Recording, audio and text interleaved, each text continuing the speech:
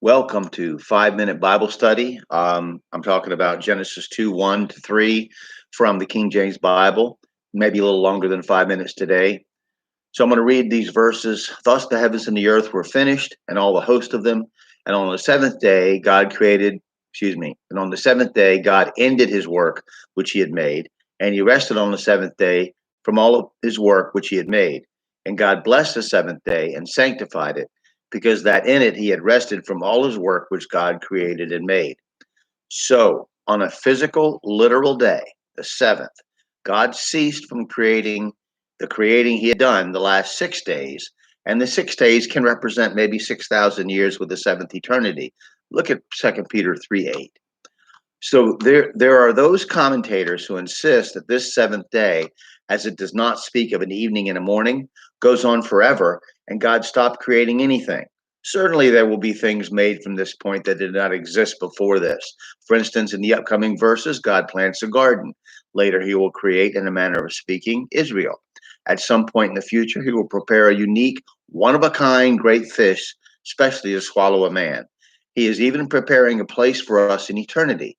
In Job, he tells us that he is doing things in places where man does not see. So, whether or not he is doing something along the lines of the original creation, we will not know until we are with him physically. One thing is clear: God likes to make things, and he likes variety by the diverse nature of creation itself. The book of Job, which many believe is the oldest book penned in the Bible, explains that all physical reality is by the direct action of God.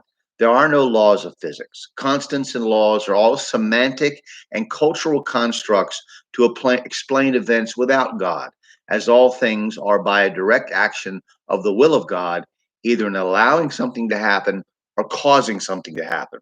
For instance, in God's arrival in Job, he asked several rhetorical questions, such as, "Where were you when I did such and such?" Or, "Can you do what I do every day?" These questions are designed clearly to show us and Job God's involvement in all reality.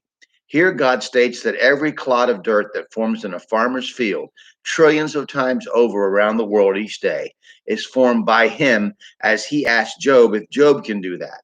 He then says in this manner, contrary to what we think when we watch a nature video on our computer, that the predator gets his prey from God, not from his own ability or luck. Job 38:38. When the dust groweth into hardness, and the clods cleave fast together. 39. Wilt thou hunt the prey for the lion, or fill the appetite of the young lions? 40. When they couch in their dens and abide in the covert to lie in wait. 41. Who provideth the raven his food? When his young ones cry unto God, they wonder for lack of meat. This sentiment is repeated elsewhere. Psalm 104:21. The young lions roar after their prey and seek their meat from God. Science, since Isaac Newton's time, after this Bible was published, of course, just like the Counter Reformation's triumph and Richard Simon's criticism of the Old Testament was applauded by Enlightenment thinkers and German theologians and rationalists, reduced God, when he was even considered at all, to the first cause only. God was reduced to acting at one time in history, like the fundamentalist who believed that only the original writings of the Bible writers were inspired by him. God was shoved back into a distant corner, and everything else operated by so called natural causes or man's will. The Bible denies this. If God is a watchmaker, he not only makes the clock, but causes the hand to turn and the gears to wind. If you want to see God's will in action, get up and walk across the room. He has permitted it, or else you stumble and fall, have a cramp or worse, an aneurysm or a heart attack. God's will permits a man to throw a punch at me, and God's will permits me to defend myself or not. So, what of evil, you ask? What of disaster and calamity, say of the 2004 tsunami that killed hundreds of thousands? First, we have to understand, and the Bible will explain, that there's no war between God and Satan. God is totally in control. He permits Satan to do what he wishes to mankind under specific restrictions, but Satan can go no further. Read Job. What about our free will? We have the freedom to choose whom we will follow, God or ourselves.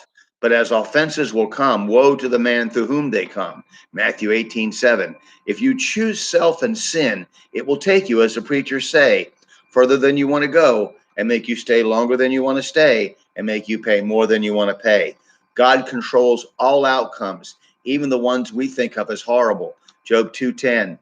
But he said unto her, Thou speakest as one of the foolish women speaketh. What? Shall we receive good at the hand of God, and shall we not receive evil?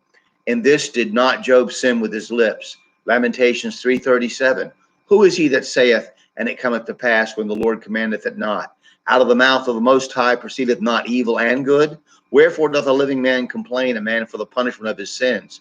Let us search and try our ways, and turn again to the Lord. Let us lift up our heart with our hands unto God in the heavens. Isaiah 45:7. I form the light and create darkness. The contrast. I make peace and create evil. The contrast between peace and evil. I, the Lord, do all these things. We have the consolation that God loved the world at the cross and loves those that have received Christ and are his. The rest of the world is under God's wrath. Satan is already judged and has but a short time.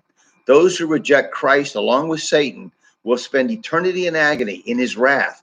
This is why one of the ancient pagan Rome's charges against Christianity was hatred of humanity, for saying that those who would not receive Christ as their Savior were doomed. History, like your life, is filled with examples of God's judgment, of his love, and of his mercy. Abraham Lincoln even acknowledged that the American Civil War was a judgment from God on the entire nation. God uncovers, God reveals, God permits until our evil overflows, and then God visits and disposes. We have our will, we get our way, and then God has his. The God presented in the Bible is totally in control of all reality, all that is or could be, and it is time that Christians fell on their faces and acknowledged his might as well as his goodness and his love, and understood that they are totally dependent on his mercy. For God is totally in control and makes happen every cell function, every beat of your heart, and when you will enter into eternity, down to the second. Okay, that's all we're going to do today. I thank you for watching. It was fun. I look forward to talking to you again.